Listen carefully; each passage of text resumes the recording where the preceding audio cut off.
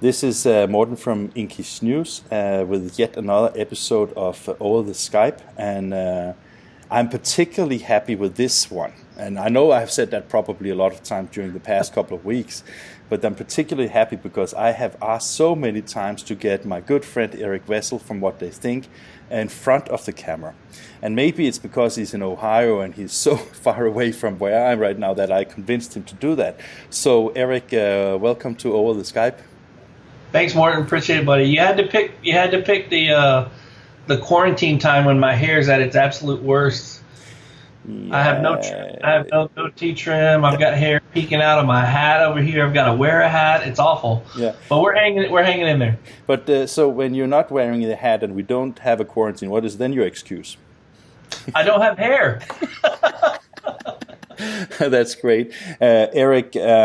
The first time I met you and your partner in crime, Adam, Kelly came on later. So the first time I met you guys was at Vesper in Berlin 2 years ago, I think, or 2.5 years ago. And it seems like longer though, yeah. Yeah, and to be honest, I was kind of starstruck when when Adam talked to me and asked if we should meet in Berlin. And I'm still kind of starstruck when I meet you guys, because what you have done is, in my opinion, just fantastic. You have built maybe one of the most up-to-date and most appreciated media in the printing industry. So how did you get into that thing? Yeah, that it's so weird to hear that, because the brand is obviously bigger than us. It's bigger than me personally. And I have that experience a lot. I've been on trains before in different countries with Japanese guys coming up, recognizing the logo, and it feels kind of weird, right? But no, it's for me it was a complete accident. Really? Honestly, really, yeah. Okay. How I got into the industry, I had so the founder of WhatTheyThink is one of my best friends and my college roommate at the University of Louisville, Randy Davidson. And we actually celebrated 20 years this year. We were going to have a big celebration at Drupa. That kind of got... That's why I'm a little bit upset with you, because you were going to have a 20 years anniversary in a castle in Germany, right? Well, it was going to actually be at the Altstadt in Dusseldorf at the Irish pub. Okay. So we're contemplating maybe still having some kind of a celebration there next year, even though it'll be, 21 or whatever. I mean, WhatTheyThink will be legal drinking age in the U.S. So that's a good year too, right? Let's celebrate that too, right? Yeah, we'll figure out a way to celebrate. I know that.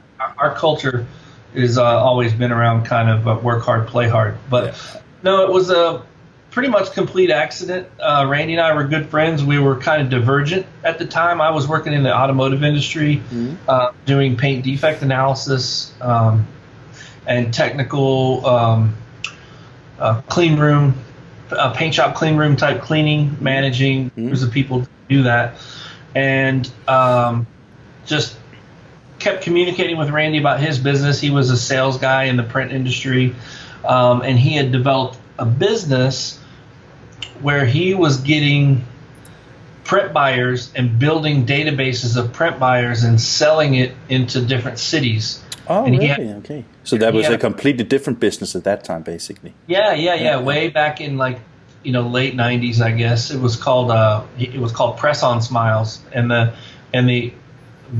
model was if you were a printer in Dallas, you would get a database of 800 print buyers in the Dallas area, and you could basically just, press on your smile and market to them real easily. And so he was working on that business, and he was trying to think of things that could sort of improve that, and came up with the idea to survey print buyers. And that was the foundation for how WhatTheyThink got started?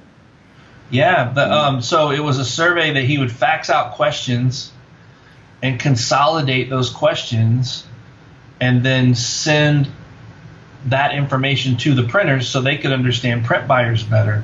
So he was talking to a friend of his at the time who was in sales in the industry, and explaining kind of what he was doing with it. And the guy said, you should call it What They Think. Yeah, I was just about to say that it makes perfect sense, because if that is the story, right, what they think, and you get the survey and you send that answers to the printers and they get knowledge about what the customers think, that is a perfect name, right? Yeah, so it fit perfectly. And what's funny, you like fast forward a few years, when I wear my What They Think shirts in the airport, everyone thinks that we're a survey company. Oh, really? And okay, funny. Yeah, and we actually contemplated at one time, well, maybe we should like rebrand and create a survey company or sell it to a survey company, because it's a great URL. But I mean, what eventually happened, as you know, is kind of something that doesn't really necessarily right off the bat mean something, kind of got branded. Yeah. Right. So over the years, we obviously expanded from that model into, Randy had this larger vision of like creating a portal. Mm-hmm. And portal's a big 90s word, So I remember, and everybody wanted to have the portals, Yahoo, and everything like So that's kind of where it evolved, and that's really when I came into the business in 2002. Was mostly doing the behind the scenes work. Randy was doing most of the sales work and business development. I was doing a lot of the behind the scenes work of entering content, publishing newsletters, and did that, and we grinded on that for several years. I mean, many nights until 3 a.m. And then get up and do it all again. Just total entrepreneurial grind. And then, as you know, it grew, and Randy transitioned out of the business. A couple of other people that we had in the operations side left. Corey Smith, still a good friend of mine, was an ultra runner, and so he actually now works for Ultra Running Magazine, kind of doing a lot of the same stuff that he did at What They Think, being having a good time doing that. So then Adam and I, basically, that's the stage of the business where Adam and I took control of the company. Yeah. And Adam, he has a background from being a printer himself, doesn't he? I mean, yeah, big time. So RIT grad, big technical guy. Really knows.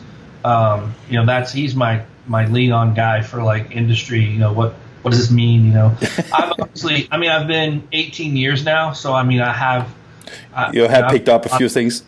I've picked up a few things about the industry here, but I don't come from a print background. I don't I don't have a print education or RIT or any of that kind of stuff. But so Eric, just a question. So when the form that we know what to think about now is that, correct me if I'm wrong, but I see it as like a couple of things that I want to point out. You have the public website, which is probably where you're most known for. Right. Mm-hmm. Then you have a subscription model where you have analysis and more in-depth articles about things, right? Mm-hmm. Then you have magazines. Mm-hmm. Then you have a very comprehensive films. I think you said to me that you have, is it 5,000 or 10,000 films you have made over the years?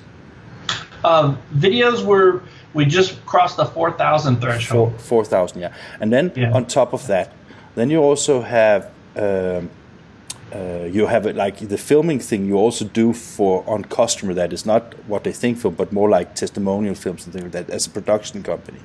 And you also have research work. I mean, is there anything in the industry that is not equal to What They Think?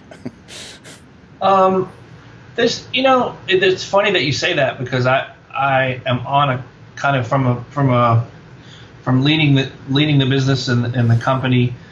I'm still not where I want us to be in terms of comprehensiveness. I think there's a lot of things that we can do. My goal is to, like, if anyone in the industry thinks about, like, I need to know something about the industry, I want What They Think to be the first thing that pops into their head. And for a lot of people it is. I mean, our bread and butter really is that morning newsletter, the daily. We were the first person to really ever do a daily email newsletter. Think about it. In 1999, it was just unheard of. It started already in 1999 with the daily newsletter?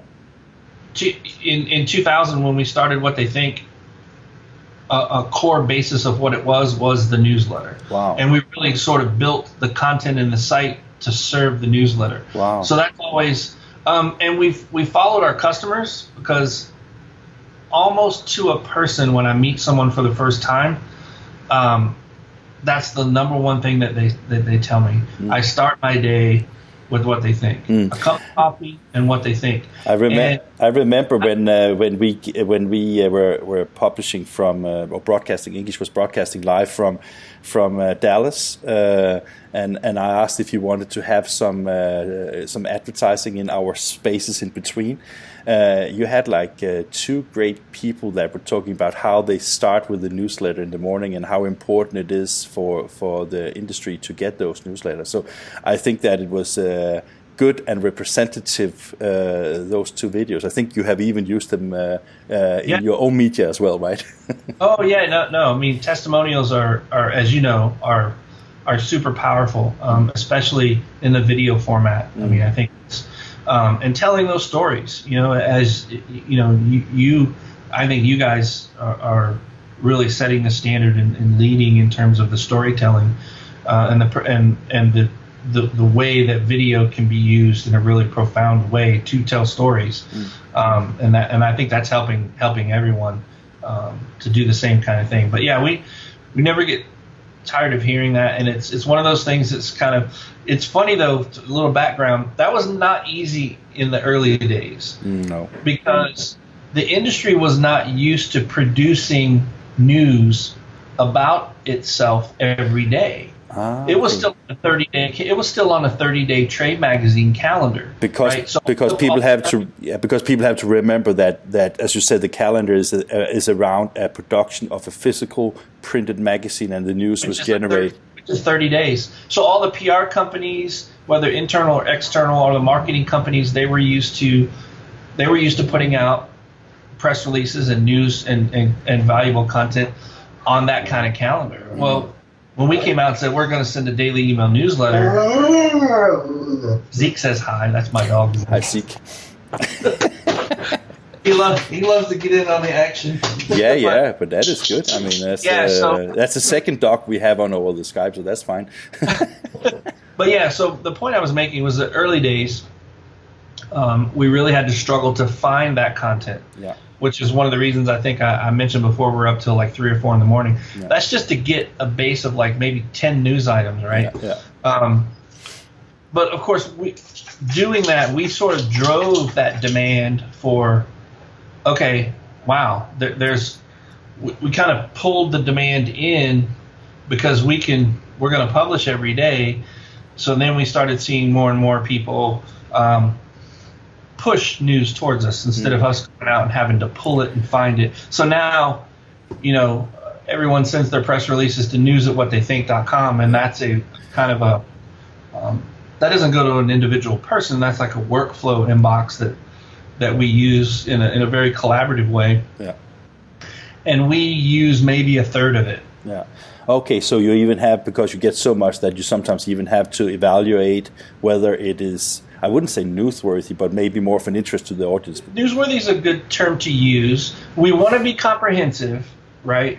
But we also want to deliver value to our members. Of course. They're starting their day with it. Yeah. You know, they're gauging kind of how their day and how their week is going to go in their business. So we want to make sure that it's all relevant, that it's all good stuff. So like the stuff that we're not going to typically run is like so-and-so, you know, updated their website. Yeah, I understand. But I have a question, Eric, because as you said, aggregating news in a daily format back that was new, and you were a front runner in this perspective. But just the fact that having an online media as comprehensive as WhatTheyThink, that was new too, wasn't it? At least for this industry, I mean, right? Online, digitally, yeah. I mean, there was a lot of comprehensive information being published, and there still is. I mean, there's. I mean, now of course there are folks doing it digitally really well and doing it in print really well. But at the time, you know, there wasn't the level and the frequency of information. And what we found out, you know, and you know, Bill Gates' coin for saying content is king, you know. Yeah. The thing that became clear to us, and is something that I say all the time is consistency is queen. Yeah. Because you can put out really good content, but then if you stop putting it out, the attention level goes down. Yeah. So to maintain that attention level in a digital format online, at least, what we realized is it's like a treadmill that once you hit the on switch, it's on. Yeah. And there's no turning it off. So you've got to deliver on that promise day in, day out. Yeah. We've had 3 days in the history of What They Think where the website went down for some technical crazy reasons, or big time power outages, big time server bank failures. They happen. I think 3 times that I know of that were big. Like we were years. out the whole day in 20 years. Yeah, that's fantastic. I was just about to say, because one of the things that I really like about What They Think as well is that I think that you have maybe some of the best senior writers and senior people, and senior not in being old, but senior in knowledgeable people were like Kerry Shepard, like David Swang, like Frank Romano, and way more people, of course. But was that something that just easily came around, or was that something that also had? I mean, I guess you spent some time on getting recognized and being reliable and being the source of information before you just got everything up and running with it, isn't it? Yeah, that's really hard work. That's a lot of hard work to get that, to assemble those kinds of people, because obviously, we're not large enough where we can just go out and drop big salaries on people and say, whatever. We got really lucky in the early days. Very early on, Frank Romano, Randy reached out to him, and he liked the model. Yeah. So he kind of had this buy-in. He kind of liked what the kids were doing, sort of. And then over the years, obviously, we gave him an opportunity to kind of do his thing, and his videos have been uniquely popular. Kerry Sherburne early on. I must say, before you carry on with Kerry, I just say that I love the Friday Frank Romano thing, because that is, most of them are very funny and most of them are very educational at the same time. So I think you got a scoop there, right? Yeah, he does a great job with that, and we positioned it on Friday because just it's kind of Andy Rooney. It's kind of fun, It's kind of a good way to end the week, but how that came about was we basically just sent Frank a camera. Yeah.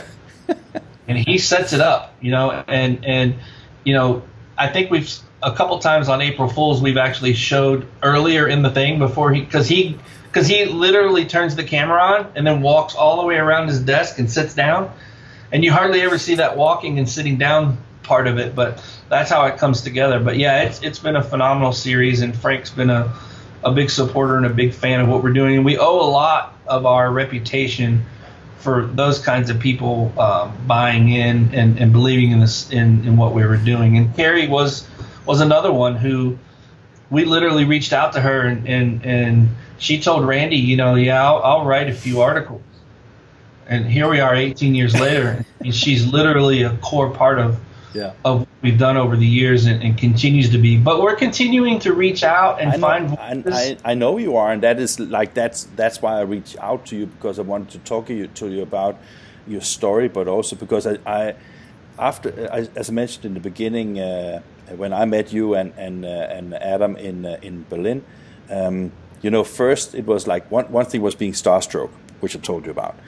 But the other thing was also that, I think a lot of people have an opinion about what they think, because you can get everything there, basically. You can get the good shit and you can get the bad shit, basically, right? Mm-hmm. So I think a lot of people have an opinion about what they think. But what I experienced getting to know both you and Adam was that you have a really, really passionate love for the printing industry and really wanted to be thriving and growing, and I think that when you know that part of the story as well, everything in my mind comes a little bit more to perspective how great the work that you do is. And I appreciate our friendship, but I also appreciate the work you do, because I think it's truly important to the industry. So I just say that with with that story and reaching out to the celebrities like the Romano and Carey and Swang and all these nice people, you are still a young company with a lot of energy for new things, right? I mean, you never pass an opportunity, because is it 1.5 years ago or 1 year ago that you and Adam merged with Kelly and got a magazine under your hood? Yeah, towards the end of 2018, a series of just sort of fortunate circumstances, which, I mean, I talk about happy accidents a lot, they happen. Is it because you basically never do anything and just wait for the right opportunity? I'm just kidding. I was kidding. No. Yeah. I mean, no. You have a point. There are times when it's like waiting for the right opportunity is the good thing, but there's also like, there's times when we've gone after stuff. Here's the thing, Morten. We're Adam and I, and the culture of What They Think always had this entrepreneurial, not scared to try things attitude. We're kind of ready, fire, aim. Kind of an iterative thing. Internally, we call it minimum viable products is what we try to develop, and that's out of a book that's worth reading by Eric Ries. Yeah. But yeah, it's a culture. So another part of the culture is we're two things. We're industry first. We always ask ourselves, what does this help the industry? Will this help our members? Will this help printers? Will this? Yeah. And that's the first question that we answer. And then how can we go about doing it for maximum benefit? So one of the things that culture leads us into is having friendly relationships with people who normally would be seen as a competitor. Part of that's personality, part of that's built into the DNA of the company. So we were already friends with Printing News and Kelly, and those guys. We know all the NAPCO folks. We know most all the other publishers that are doing the same thing, fighting, for a lot of the same money that's in the marketplace that we're fighting for. But because we always ask the question first, what's good for the industry, that dissolves a lot of what would be competitive and what would create this divisive stuff. So we were always going out having drinks with, other publishers or whatever, and Kelly and Printing News was one of them. Yeah. And so we developed a friendship. I mean, we were literally friends, long before. Yeah. During the time that we were competitors, we were friends. And she is very easy to get friends with, right? So that was not. She's nice. She has the same kind of attitude, kind of personality that we do. Is just like easy to get along with. So when all of the circumstances sort of lined up, we had always wanted to do a print publication. It was one thing that we always kind of got nicked for within the industry. There was a lot of what's the right word to use? I guess criticism. There was a lot of people that were saying, you guys don't print anything, because, and literally, Morten, for the first 3 years, we didn't have business cards. Yeah. I mean, we printed nothing. not even a business card. Send me an email, send me one. So years later, we did do a best of What They Think, where we did a perfect bound piece that we took to a trade show, a Graph Expo, and distributed that. But we did always want to have a print side of what we do so that we could demonstrate how can digital and print best work together. And we're on that road now. We haven't solved the puzzle, but that's one thing that's super exciting about Printing News and the magazine coming into the fold. A, we have a larger team. B, we've got more opportunities to reach and help the industry. And C, there's this puzzle that we always sort of wanted to try to figure out, and that's how does digital and print play together, and how can we demonstrate that? And now we've got the tools to do that, so we're on that path, and it's pretty exciting. One of the things, because I am not too frequent a reader of the magazine, because sometimes I forget about that. I can't read it online, and I don't get it. Digital edition. Yeah, and I don't get it shipped. But when I read it, I have seen. I saw, for example, one article that was asking about inkjet, and where I think it was Carrie that was actually talking to different offset vendors in the US, asking about the future of offset print, and it was actually a quite positive story as far as I remember. And I think that is, as you say, where what they think maybe is by most seen as the newsletter and a comprehensive news website with fast and recurring information all the time and lots of videos and interviews with industry people. Then in that magazine you had the deeper insights in writing an article and analyzing based on a lot of interviews from people. I think that in my opinion is where the essence of what you do, because with the printed magazine you can dive into it, right? And the reason why I mention this is particular is because when we started INKISH, I wanted to have that deeper insight in a film format, but I missed the reading format because I love to have the paper and I love to have that tactile thing into that. So I think that you are definitely on the right path, or whatever you will say it is. So I just want to congratulate on that. I think it was a smart move. I hope it goes fine business-wise, because I think a lot of magazines are going out of business because it's expensive to do. It takes you need to have the advertising to support it. You need to have print cost and designers in a completely different way than doing it online, right? Absolutely. That was such a big shock for a digital native to have to see the monthly costs of printing a magazine. It's you've got it's costly, but don't forget, even if you're a digital publisher, content is costly to produce. It is. Is costly to produce, and that's one of the reasons why we've leaned a lot on our premium subscribers, because they know that we're going to work hard to produce really good content, and I think we're going to go more and more in that direction. But one disadvantage that you have as an international digital edition reader is you can't feel the awesome coating that we put on the cover now. It's this amazing coating that it gives the magazine just a totally different feel. And every time it comes in, because I get my advanced copies, I take them out and I'm like, it feels so good.